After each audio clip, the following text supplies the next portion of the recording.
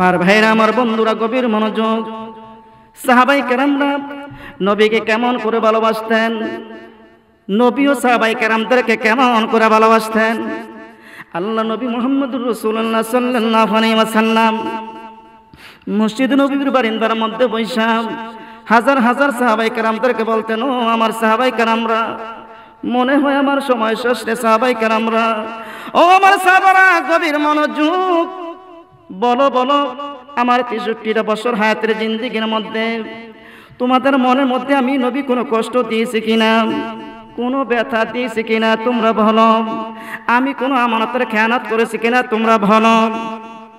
তোমাদের হায়াতের জিন্দেগির মধ্যে যা কিছু প্রয়োজন আছে আমি ঠিক মতন দিয়েছি কিনা, তোমরা বলো। আমি আমানতের খেয়ানত করেছি কিনা, তোমরা বলো।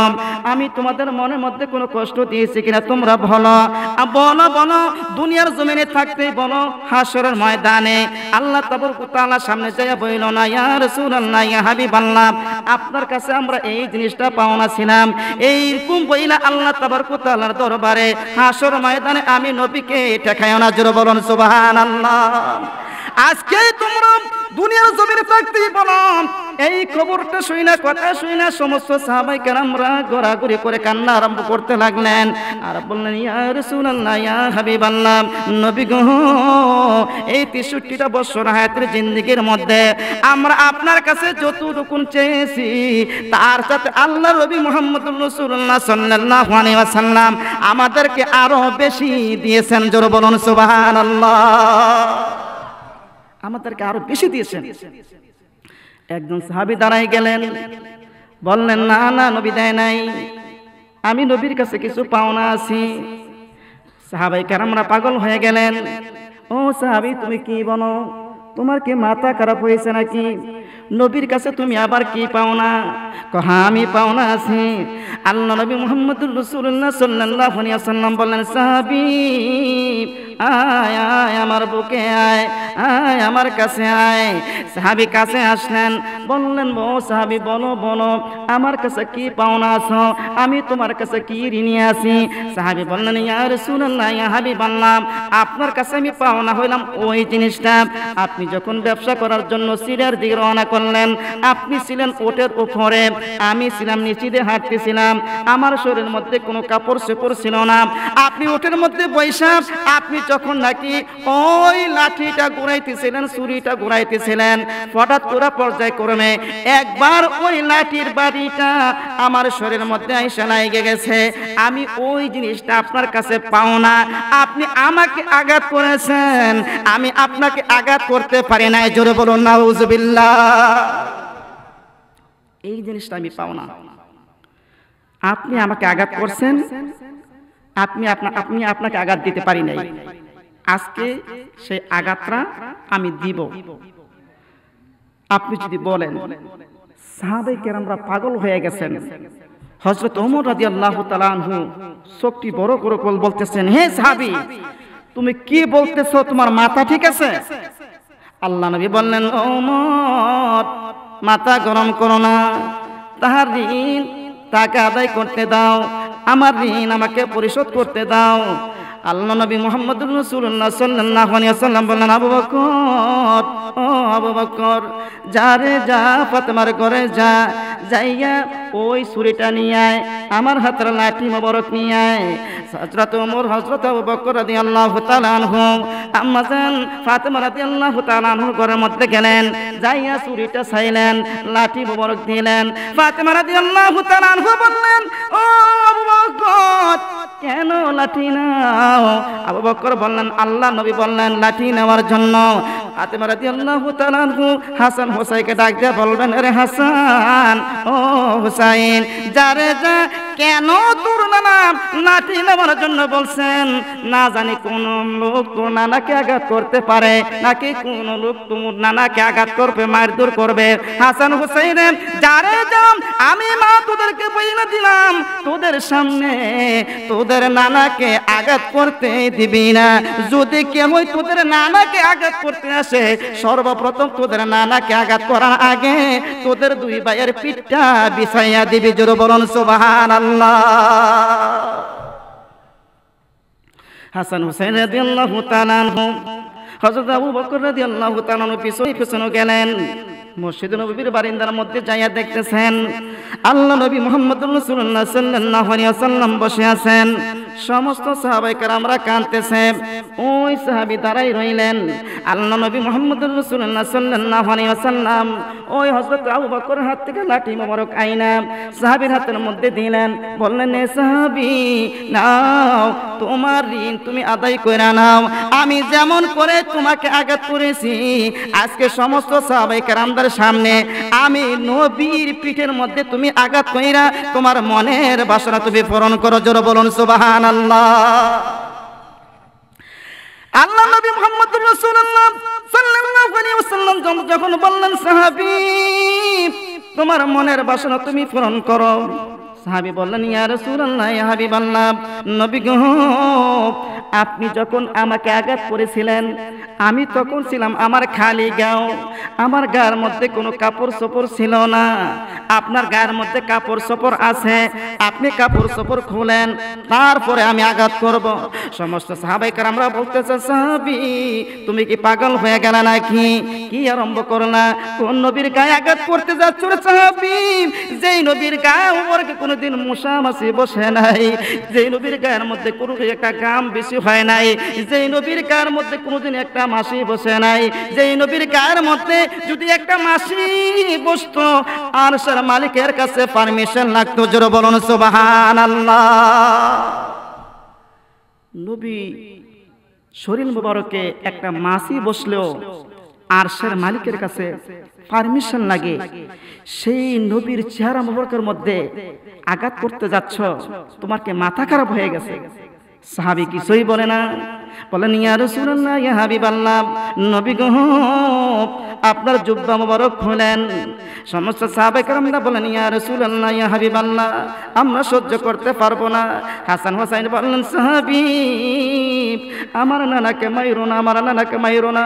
আমি হাসান আসলাম, আমার হাসানের শরীর মুবারক থেকে জুব্বা মুবারক খুইলা দিলাম, আকে আমাকে আঘাত করম। হুসাইন বললেন, না না, আমার ভাইকে আঘাত করো না, আমাকে আঘাত করম। দুই ভাই এইভাবে পারাপারি লাগে গেলেন। হযরত আবু বকর বললেন, আমাকে আঘাত করো। হযরত ওমর বললেন, আমাকে আঘাত করো। আল্লাহ নবী মুহাম্মদুর রাসূলুল্লাহ সাল্লাল্লাহু আলাইহি ওয়াসাল্লাম বলেন, সাহাবীরা, ও আমার কলিজার টুকরা নাতিরা, আমার ঋণ আমাকে শোধ করতে দাও। আমি ঋণ নিয়ে হাসরের ময়দানে আল্লাহ তাবারক ওয়া তাআলার দরবারে হাজির হইতে চাই না। জোরে বলুন সুবহানাল্লাহ। আমার ঋণ আমাকে শোধ করতে দাও। আল্লাহ নবী মুহাম্মদুর রাসূলুল্লাহ সাল্লাল্লাহু আলাইহি ওয়াসাল্লাম জুব্বা মুবারক খুললেন। জুব্বা মুবারক খোলার সঙ্গে সঙ্গে সমস্ত সাহাবায়ে কেরামরা দেখতেছে নবীজির চেহারা মুবারকের আলোতে পুরা মসজিদ নববীটা আলোতে আলোকিত হইয়া রইছে। জোরে বলুন সুবহানাল্লাহ। আমার ভাইরা, কথায় কথা আসে, দুনিয়ার জমিনে পৃথিবীর শুরু থেকে শেষ পর্যন্ত যত মানুষ আসছিল, যত মানুষ আসতেছে, যত মানুষ আসবে, পৃথিবী যখন শেষ হয়ে যাবে কিছুই থাকবে না, আসমান থাকবে না, জমিন থাকবে না, পাহাড় পর্বত কিছুই থাকবে না।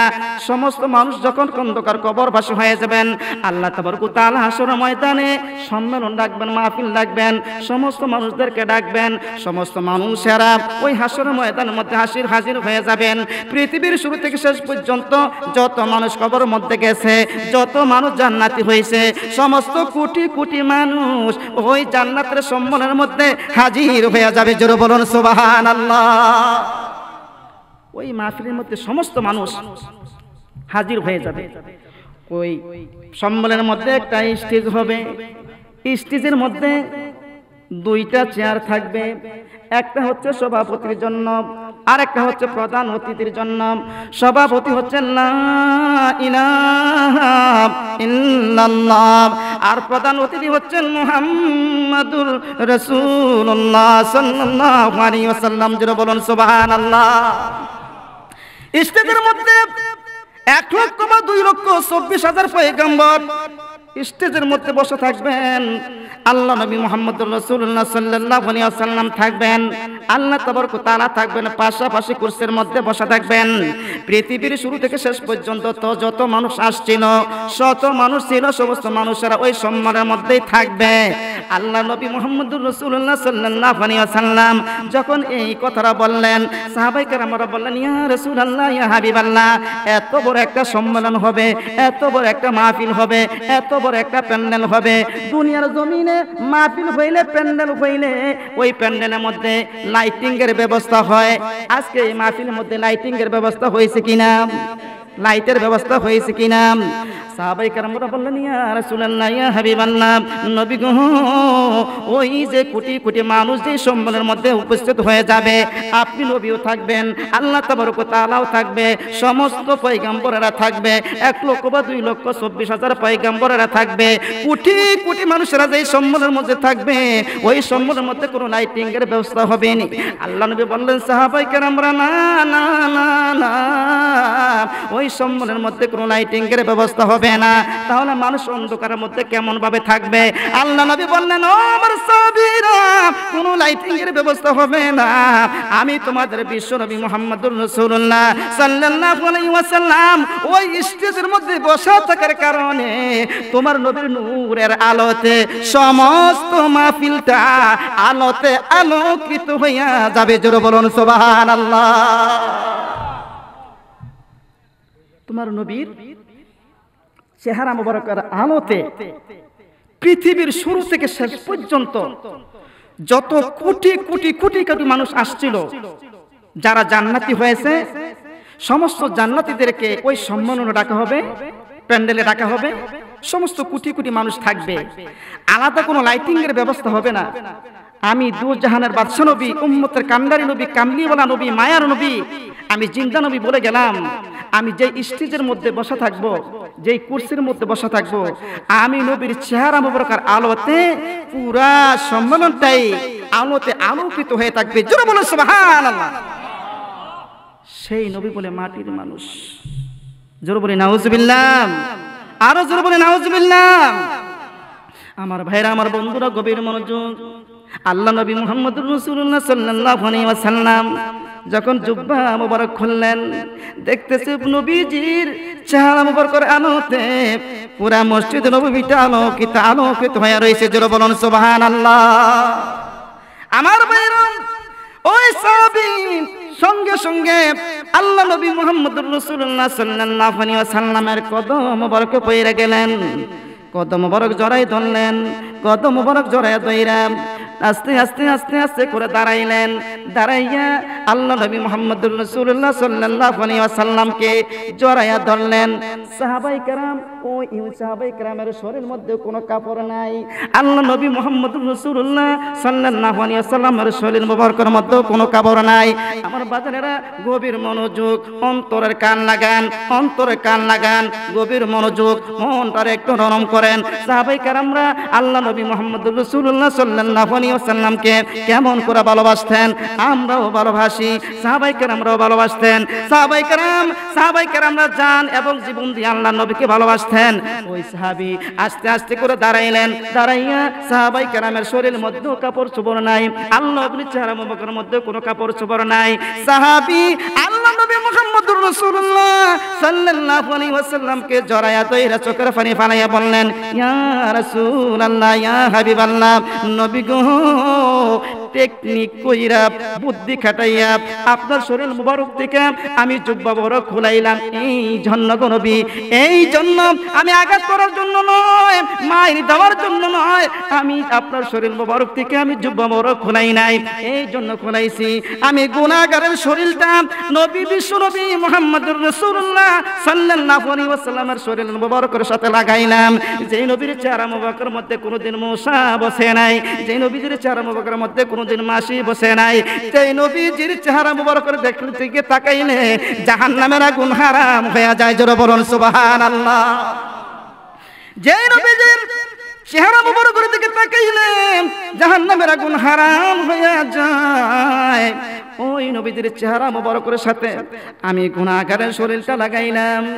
এই জন্য এই বিশ্বাসে হাসরের ময়দানে আমি গুনাহগারের কোন বন্দেগী যদি কবুল না হয়, কোন নামাজ যদি কবুল না হয়, আমাকে যদি জাহান্নামের আগুনে জ্বালানোর জন্য আমার আল্লাহ পারমিশন দেয়া দেয়, আমি আল্লাহ তাবারক ওয়া তাআলার দরবারে বলবো, আল্লাহ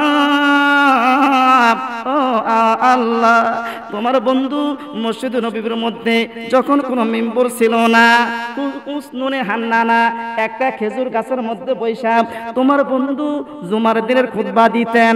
আপনারা সকলে জানেন কি জানেন না?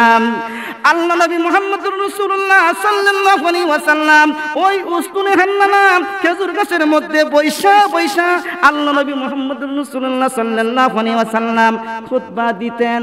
আল্লাহ নবী মুহাম্মদুর রাসূলুল্লাহ সাল্লাল্লাহু আলাইহি ওয়াসাল্লামের শরীর মোবারক ওই উসনুনে হান্নানা খেজুর গাছের সাথে লাগার কারণে খেজুর গাছ মানুষের মতন কান্না আরম্ভ করে দিয়েছে, খেজুর গাছের জীবন ধন্য হয়ে গেছে। এই জন্য ওই খেজুর গাছ নয়, পৃথিবীর ভিতরে যত খেজুর গাছ আছে, যত খেজুর গাছ হইবে, সমস্ত খেজুর গাছের গোড়ার মধ্যে আল্লাহ নবী প্রস্রাব করা কবিরা গুনাহ বইলা ঘোষণা দিয়ে দিয়েছেন। জোরে বলেন সুবহানাল্লাহ। ইয়া রাসূলুল্লাহ, ইয়া হাবিবাল্লাহ, আল্লাহ তাবারক ওয়া তাআলা দরবারে বলবো, ওই খেজুর গাছ উহুদের পাহাড়ের মধ্যে ছিল। হযরত মুসা পয়গম্বর যখন আল্লাহ তাবারক ওয়া তাআলার দরবারে আরজ করেছিলেন আল্লাহ তাবারক ওয়া তাআলার সাথে দিদার করার জন্য, দেখা করার জন্য, আল্লাহ বলছেন মুসা পারবি না, সহ্য করতে পারবি না। মুসা বলেন, আল্লাহ আমি তোমার দিদার চাই। আল্লাহ বললেন রেডি হ। মুসা বলেন আমি রেডি। আল্লাহ তাবারক ওয়া তাআলা ৭০,০০০ পর্দাকে ভেদ কইরা একটু ওই চুল পরিমাণ, ওই যে সুয়ের মাথা পরিমাণ একটু ফাঁক কইরা যখন আল্লাহ তাবারক ওয়া তাআলার নূরের তাজাল্লি ওই তুর পাহাড়ের মধ্যে দিছে, তুর পাহাড়টা জ্বলা পুরা সারকার হয়ে গেছে।